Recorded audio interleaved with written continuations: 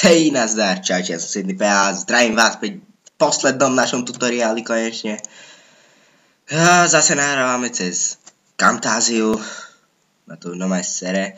Teraz mám problémy s actionom, nechce mi to nahrávať, ono to nereaguje nič, takže musím to cez to nahrávať. A nevadí, posledný tutoriál už nejako prežijeme, takže ako posledné tu máme Bandicam, ako som vám už hovoril. Vysvetlili sme si najskôr Fraps, spojite si videa a vysvetlili sme si aj action. Teraz ideme na Bandicam, čo je ako posledné naše. Takže Bandicam, ak by som to mohol tak charakterizovať na krátko, som to charakterizoval tak, že to nie je až taký dobrý program na nahrávanie takých videí ako napríklad gameplaye na večeri, Full HD, full size hry, ako je napríklad Mafia, ako tu má Mafiu, alebo napríklad Outlast, alebo hocičo. Nie je to až taká dobrá pomôcka pri tom, nie je to až taký dobrý program. A také menšie videá, keď chcete natočiť iba plochu, alebo keď chcete natočiť na napríklad Happy Wheels, no na to je to dosť dobrý program. Niektorí, ktorí majú napríklad problémy s nahrávaním, napríklad s Frapsom, alebo s hociakým programom OBS-kom napríklad, tak tí môžu cez toto nahrávať tie také menšie videá, ktorí chcú robiť iba takéto tutoriály. No takže, ale pustíme sa už do toho na vysvetlenie. Takže ako prvé, tu máme akože čistý Fraps. Toto je free verzia, ktorú mám ja teraz. Cez túto verziu sa dá iba 10 minút nahrávať, ale cez úlož to sa dá stiahnuť plná verzia. Link bude v popisku videa na plnú verziu Bandicamu. Lenže ja nepotrebujem plnú verziu Bandicamu, pretože ja nenatáčam cez Bandicam toľko videí. Dobre, ako prvé tu máme ako chcete nahrávať hry, čiže zase sú tu spôsoby, s čím môžete nahrať hociakú hru. Je tu normálne direct, čiže to je normálne hra. Zase je to taký joystick, jak na actione.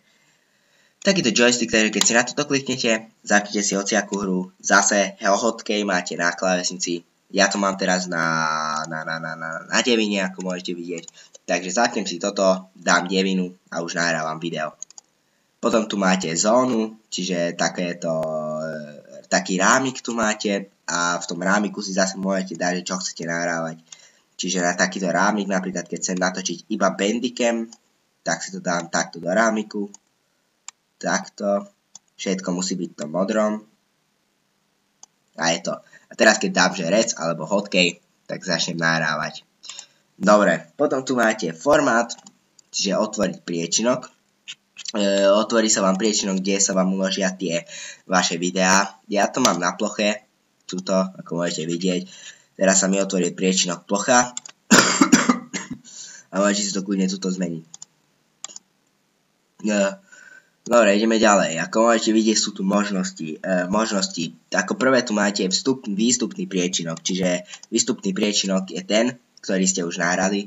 Výstupný priečinok je ten priečinok, ktorý ste vy nahrali, čiže to video. A to video mne sa uloží na C-user Sebastian Desktop. Ako môžete vidieť, je to desktop, čiže plocha, takže keď nahrám nejaké video, tak mne sa to uloží na plochu, ale kľudne si to môžem tuto zmenšiť, môžem si to kľudne tuto zmeniť, čiže dám toto a ono sa mi to tuto dá zmeniť, hoci kde si to môžem ja dať. Potom okno Bandicam vždy na vrchu. Takže keď to si zaškrtnem, tak hoci čo si zapnem, najskôr bude Bandicam a iba potom ten druhý priečinok. Ale ja to nemám zaškrtnuté, pretože podľa mňa to je blbosť. Po spustení Bandicam minimalizovať do lišty. Čiže keď toto máte takto, tak keď si spustíte Bandicam, tak tuto budete mať, ako môžete vidieť, tu je že Bandicam, budete ho tam mať, ale ani ja to tam nemám. Spustiť Bandicam po spustení Windows, čiže keď zapnete Windows, tak sa vám aj Bandicam s ním zapne. Takže potom tu je spustiť automatické nahrávanie. Po spustení Bandicam spustiť nahrávanie v režime celej obrazovky. To je blbosť podľa mňa, alebo keď si zapnete Bandicam, ono vám to hneď začne nahrávať videá, takže to nemám zašmrnuté. A ešte povoliť automatické nahrávanie. Keď máte zapnuté to automatické nahrávanie, do akej veľkosti by vám to video malo nahrávať. Čiže napríklad ja to mám na 15412 MB, čo je 15 GB a 412 MB.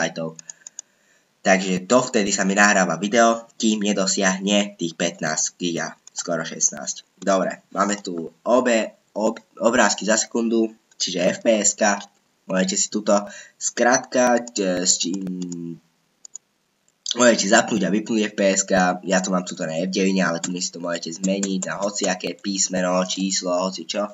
Ale ja to nemám, ja to nepotrebujem, lebo mne aj hneď zmiznú FPS-ka, ako mám zapnuté videá. Náhľad prehľadávania obrázky za sekundu, čiže to znamená, že či chcete, aby sa vám tie obrázky v rohu alebo hoci kde ukazovali. Ja to mám zapnuté, pretože potom viem, či nahrávam alebo nie. Tu si môžete dať hoci kde tie FPS-ka iba chcete, do rohu, do stredu, hore, dole. Dobre. Potom tu je limit. Limit je skratka na to, či si chcete vypnúť tie FPS-ka alebo nie. Ja to mám na 6, takže keď si chcem vypnúť tie FPS-ka, tak si iba potlačím na 6 a to je všetko. A potom ich vypnem a keď ich chcem zase zapnúť, tak zase potlačím 6. Potom tu je nastaviť limit obrázky za sekundu. Obrázky za sekundu to sú tie FPS-ka, čiže FPS-ka si môžete dať od tuto, si to môžete dať aj od 15 až po 1 000 000. Ja mám tuto na 120, pretože v Steam to som zvykol nahrávať iba. Som ešte vtedy nahrával, keď som iba začínal. Som nahrával Super Meat Boya, potom Happy Wheels, takže ono, tam si môžete dať hoci koľko, ale odporúčam si dávať 60. Tak, 60. Dobre, ideme na to najdôležitejšie, čo je video. Ale k tomuto sa potom vrátime. Obrázok, to je screenshot, ak by ste nevedeli. Takže obrázok je ten screenshot. Screenshot môžete zachytiť hociakým zase hotkeyom, čo si môžete dať. Ja si to tam teraz na jednotku napríklad. Takže keď si chcem zanechať nejaký obrázok hociaký, a keď nahrávam cez toto, potlačím jednotku a ono mi to dá takýto screenshot. Potom tu máte urobiť ďalšiu snímku za 1 sekundu. To si môžete dať kľudne, takže keď potlačíte jednotku, dovtedy mám robiť tie fotky, kým zase nepotlačíte jednotku. Takže ja si zapnem teraz jednotku, aj keď nenahrávam, zapnem takto jednotku a ono mi to bude robiť v sekunde furt obrázky. Ale ja to nepotrebujem. Zobraziť ukazovateľ myši, čiže keď ja nahrávam cez toto a toto mám zaškrtnuté, tak môžete vidieť myšku, ale keď to nemám zaškrtnuté, tak nemôžete vidieť myšku. Efekty zvuku uzávierky, že napríklad hoci čo potlačím, tak je tam taký efekt k tomu, to je jedno. Formát toho obrázka si môžete vybrať od BMP, PNG, JPG obyčajný alebo JPG vysoká kvalita. JPG vysokej kvalite, ono to tu nič nerobí. Je to akože iba taký pekný obrázok, keď zachytíte. Nie je rozmazaný a je to pekný obrázok.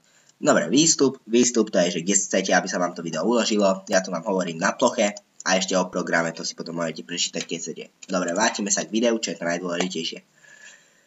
Takže, video, tu máte, že skrátka nahrávať a zastaviť video. Takže ja to mám na NUM 9, takže keď si zapnem hociakú hru alebo hocičo a potlačím 9, tak začnem nahrávať cez Bandicam. Potom tu je skrátka na pozastavenie videa, čiže nezastavíte video ani nie. Nezastavíte čisto video, alebo iba pozastavíte. To si zase môžete dať hocičo. Ja si dám napríklad 7 a keď potlačím 7, tak sa mi to video pozastaví. Zobraziť ukazovateľ myši, takže keď nahrávam hociakú hru v Mafii napríklad, alebo v Outlaste, alebo v Goat Simulatori, myška sa mi tam dá vidieť.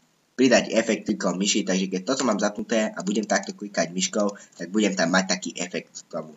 Pridať náhľad webkamery, čiže náhľad webkamery, keď cez to nahrávam, tak vám to dáva taký náhľad, že kde by ste boli v ktorom rohu, alebo ako vyzerá tá kamera. Máte tu aj nastavenia, ktoré si môžete nastaviť podľa seba.